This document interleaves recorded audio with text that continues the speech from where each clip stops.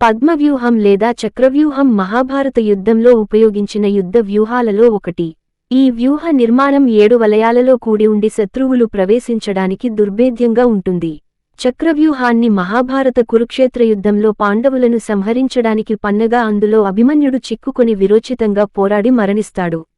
మహాభారత యుద్ధంలో భీష్ముడు ఓడిపోయిన తర్వాత కౌరవసేనకు ద్రోణాచార్యుణ్ణి సేనాధిపతి చేశాడు దుర్యోధనుడు. యుద్ధం యొక్క 13వ రోజున ద్రోణాచార్యుడు పాండవులను ఓడించేందుకు తన అనుభవజ్ఞానాన్ని అంతా రంగరించి పద్మవ్యూహం పన్నాడు. పాండవ సైనికులు ఆ వ్యూహాన్ని ఛేదించలేకపోయింది. పద్మవ్యూహాన్ని ఛేదించే పరిజ్ఞానము పాండవ పక్షములు శ్రీకృష్ణునికి, అర్జునునికి, ప్రద్యుమ్నునికి, శ్రీకృష్ణుని కొడుకు అభిమన్యునికి తప్ప మరెవరికీ లేదు. ప్రద్యుమ్నుడు మహాభారత యుద్ధంలో పాల్గొనడానికి నిరాకరించాడు. పద్మవ్యూహాన్ని గమనించిన ధర్మరాజు సమయానికి అర్జునుడు అందుబాటులో లేకపోవటం వల్ల గత్యంతరం లేక అభిమన్యుణ్ణి పద్మవ్యూహంలోకి ముందు వెళ్లమని ఆ వెనుక ధర్మరాజు, భీముడు, నకుల సహదేవులు వెంట రక్షణగా వస్తామని చెప్పి ముందుకు పంపించాడు. అదే సమయంలో పాండవులను ఏదైనా ఒక్కరోజు పాటు నిలువరించ వరం కలిగిన సైంధవుడు వీరిని యుద్ధరంగంలో అడ్డుకుంటాడు.